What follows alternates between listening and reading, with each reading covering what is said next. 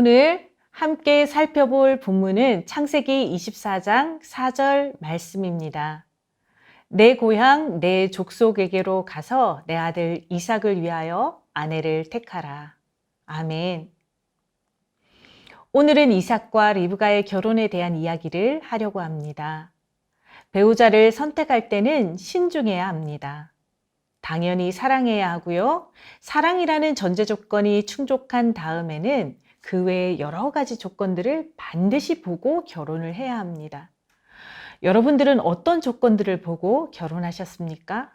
외모, 경제력, 직업, 성격, 학력, 종교, 자산, 가정환경, 취미 이렇게 등등 많은 조건들을 보고 결혼하셨을 것입니다. 그 조건들이 만족해서 결혼하신 경우도 있고 그 조건들이 부족할지라도 사람이 너무 좋은 사람이라 결혼하신 분도 있을 것입니다. 어쨌든 순수하게 사랑 하나만 가지고 결혼했다 하는 분들은 없을 것입니다. 결혼은 현실입니다. 그리고 부모님과 사는 날에 비해 배우자와 사는 날이 훨씬 길고 중요하기 때문에 오랜 시간을 함께 살아갈 배우자의 조건은 정말 중요합니다. 오늘 본문을 보면 아브라함도 이삭을 위해 이삭의 배우자를 선택할 때 아주 중요한 조건을 하나 내거는 것을 볼 수 있습니다. 자신이 가장 신뢰하는 충성스러운 종 엘리에셀을 불러 이삭의 아내를 구해오라는 막중한 미션을 내립니다. 조건은 딱 한 가지였습니다. 창세기 24장 4절을 읽겠습니다. 내 고향 내 족속에게로 가서 내 아들 이삭을 위하여 아내를 택하라.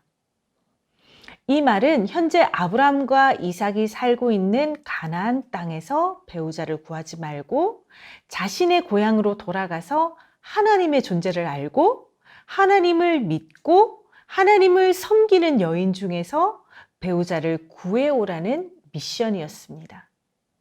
아브라함은 당시 가나안 여인들과 결혼한 믿음의 자손이 하나님을 떠나 우상을 섬기는 일을 보았기 때문입니다. 바로 큰아들 이스마엘이 그랬습니다. 가나안 여인들은 결혼만 하면 남자들을 어떻게든 유혹해서 자신이 섬기는 우상을 섬기도록 만들었습니다. 이런 이유 때문에 아브라함은 이삭의 아내를 가나안 땅에서 구하지 않기로 결심했던 것입니다. 지금도 솔직히 우리는 이런 경우를 쉽게 접할 수 있습니다. 믿지 않는 배우자와 결혼한 사람들의 경우에 확률로 따지자면 믿는 여자와 믿지 않는 남자가 결혼한 경우 대부분은 그 여자가 믿음을 지키며 삽니다. 혼자 믿든지 아니면 어떻게든 함께 믿든지. 그런데 믿음의 남자와 믿지 않는 여자가 결혼하면 대부분은 믿는 남자가 믿음을 저버립니다. 혼자 믿음 생활을 하는 남자는 확률적으로 아주 희박합니다. 이런 걸 보면 여자의 영향력이 조금 더 센 것 같습니다. 이렇게 믿음의 아내가 믿지 않는 남편을 전도할 확률이 조금 높은 편이지만 믿음이 있는 여성들이 믿지 않는 남자와 결혼을 하겠다고 하면 솔직히 말리고 싶습니다. 저희 지역의 한 권사님은 평생을 하나님을 잘 섬기셨는데 남편의 구원을 두고 평생 기도하셨습니다. 그 남편이 81세가 되어 교회에 등록하셨습니다. 부부가 같은 믿음을 갖게 되기까지 권사님은 오랜 세월을 힘들게 기도하셨습니다. 신앙이라는 것은 단지 일요일에 교회를 가느냐, 가지 않느냐의 문제를 넘어서는 것입니다. 삶의 모든 기준과 방향이 하나님을 향해 걸어가는 사람과 사람의 모든 기준과 방향이 세상에 맞추어진 사람과 몇십 년을 함께 살아가야 하는 문제인 것입니다. 그래서 신앙의 선배들이 믿지 않는 가정과 믿지 않는 배우자와 결혼한다고 고집부리는 후배들에게 선교사가 될 각오로 결혼하라고 말하는 것입니다. 아브라함의 모든 관심은 아들과 그 배우자의 신앙이었습니다. 배우자와 함께 만들어갈 아들의 가정이 믿음의 가정이 되어야만 믿음의 가문을 세울 수 있을 것이기 때문입니다. 믿음, 이것이 이삭의 아내의 첫 번째 기준이었습니다. 그리고 이삭의 아내를 선택하는 두 번째 기준이 성경에 기록되어 있습니다. 아브라함의 종 엘리에셀은 아브라함의 고향 메소포타미아로 여행하는 내내 엄청난 부담감을 가지고 갔을 것입니다. 첫 번째 기준이 신앙이라면 두 번째 기준은 어떻게 세워야 할까? 엘리에셀은 생각하고 또 생각했을 것입니다. 아브라함의 친척들 중에 하나님을 믿는 결혼 정년기의 아가씨가 한 명은 아니었을 것이기 때문에 두 번째 기준을 어떻게 세워야 할지 가는 길 내내 고민했을 것입니다. 엘리에셀이 고향에 도착했습니다. 당연히 목이 말랐겠죠. 우물가에 앉아서 엘리에셀이 제일 먼저 한 일은 무엇이었을까요? 그는 가장 먼저 기도했습니다. 창세기 24장 12절입니다. 그가 가로되 우리 주인 아브라함의 하나님 여호와여 원하건대 오늘 나에게 순조롭게 만나게 하사 내 주인 아브라함에게 은혜를 베푸시옵소서. 그리고 하나님 앞에 두 번째 기준을 제시하면서 기도합니다. 창세기 24장 14절입니다. 한 소녀에게 이르기를 청하건대 너는 물동이를 기울여 나로 마시게 하라 하리니 그의 대답이 마시라 내가 당신의 낙타에게도 마시게 하리라 하면 그는 주께서 주의 종 이삭을 위하여 정하신 자라 이로 말미암아 주께서 내 주인에게 은혜 베푸심을 내가 알겠나이다. 엘리에셀은 굉장히 지혜로운 사람이었습니다. 그의 기도는 한 여인의 인격을 가늠해 볼 수 있는 훌륭한 시험대였습니다. 엘리에셀은 먼 길을 걸어왔기 때문에 누가 보아도 한눈에 먼 곳에서 온 나그네임을 쉽게 알 수 있었을 것입니다. 지치고 목마른 나그네에게 물 주는 것 정도는 누구나 할 수 있습니다.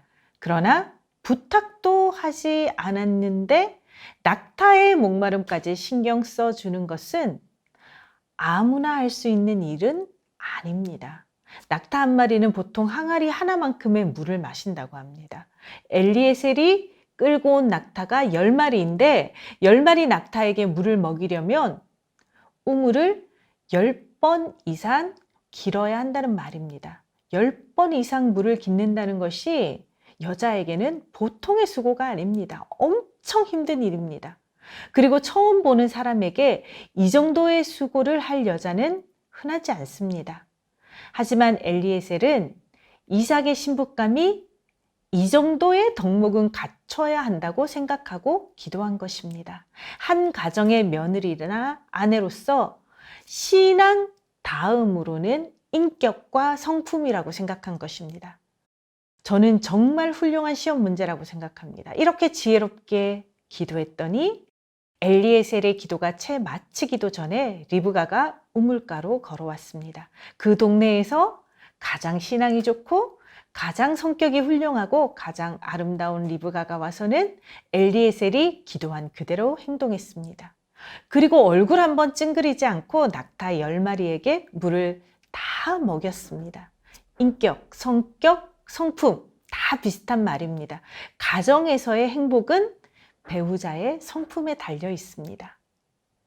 사랑하는 성도 여러분, 저는 우리 자녀의 배우자의 기준이 이 성경의 기준과 같아야 한다고 생각합니다. 첫 번째가 신앙, 두 번째가 인격이고 성품입니다. 이렇게 훌륭한 배우자가 내 자녀의 동반자가 되게 하려면 내 자녀도 배우자를 위해 기도하는 믿음의 자녀로 길러야 합니다. 창세기 24장 63절을 읽겠습니다. 이삭이 저물 때에 들에 나가 묵상하다가 눈을 들어보매 낙타들이 오는지라. 낙타를 탄 리브가가 이삭에게로 올 때 이삭은 묵상하고 있었습니다. 여기에서 묵상하다라는 단어로 기록된 히브리어는 반복적인 의미가 담겨 있는 단어입니다. 이삭이 들에 나가 묵상했다는 것은 오늘 리브가가 오는 날이라서 특별히 나온 것이 아니라 들에서 매일 하나님을 묵상하고 하나님과 교제하는 습관을 가지고 있었다는 것을 의미합니다. 늘 하나님과 교제하면서 믿음의 가정을 이룰 준비가 되어 있었던 사람이 바로 이삭이었습니다. 하나님을 묵상할 줄 아는 믿음의 자녀를 길러내는 것. 이런 자녀와 함께 믿음의 가정을 이룰 배우자를 위해 지금부터 기도로 준비하는 것이 믿음의 부모들이 마땅히 해야 할 믿음의 행동이라고 생각합니다. 그런데 어떻게 기도해야 할지 오늘 팁을 한 가지 드리겠습니다. 저는 제 자녀들의 태명이 소망이고 사랑입니다. 그리고 제 자녀들의 배우자의 예명은 기쁨이와 온유입니다. 저는 이 예명을 짓고 기도할 때에 이 아이들도 저의 자녀라고 여기고 함께 기도하고 있습니다. 어디에 있는지 모를 뿐이고 누구인지 모를 뿐이지 지금 이 세상에 존재하고 살아가고 있고 태초에 하나님이 예정하시고 준비해 놓으셨을 줄 믿습니다. 그래서 저는 자녀의 배우자를 위해 기도할 때마다 내 자식이라고 생각하고 기도합니다. 나는 그 아이를 전혀 모르지만 하나님은 그 아이가 지금 어디에 있는지 무엇을 하는지 다 알고 계시기 때문에 내가 기도한 대로 그 아이에게도 이루어 주실 줄 믿습니다. 사람들에게 하나님이 자녀를 주시는 방법이 저는 3가지가 있다고 생각합니다. 첫째는 내 배 아파서 낳은 자녀가 있고요. 둘째는 가슴으로 낳은 입양한 자녀가 있고 셋째는 법적으로 낳은 자녀가 있습니다. 3번째, 결혼을 통해 법적으로 하나님이 나에게 주실 자녀가 바로 내 자녀의 배우자입니다.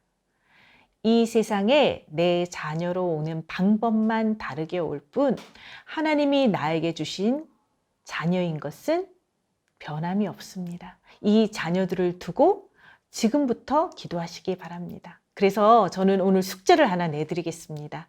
남편과 아내가 잘 의논하셔서 지금 현재 내 자녀의 배우자의 예명을 만들어 보시기를 바랍니다. 예명을 짓고 나서 잊어버리지 마시고 꼭 내 자녀를 위해 기도할 때마다 같이 배우자의 예명을 부르면서 기도하시기 바랍니다.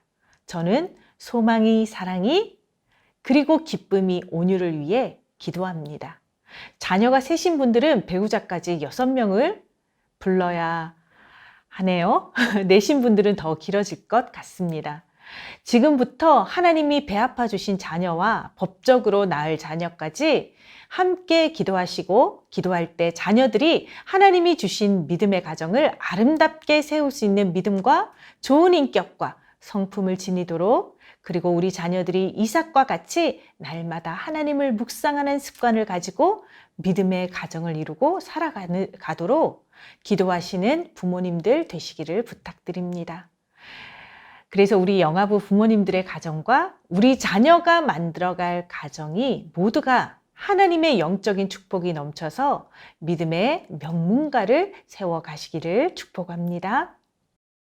이 시간 우리 자녀들을 축복하며 기도하겠습니다.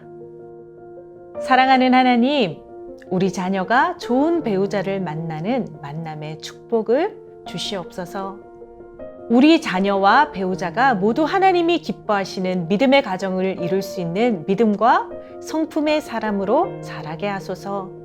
우리 자녀와 배우자가 이삭과 리브가처럼 날마다 하나님과 묵상하고 교제하는 습관으로 믿음의 가정을 세우는 부모가 되게 하옵소서. 부모로 세워진 우리가 우리 자녀와 배우자가 만들어갈 가정과 자손을 위해 날마다 주님 앞에 기도하며 준비하게 하옵소서. 예수 그리스도의 이름으로 기도합니다. 아멘.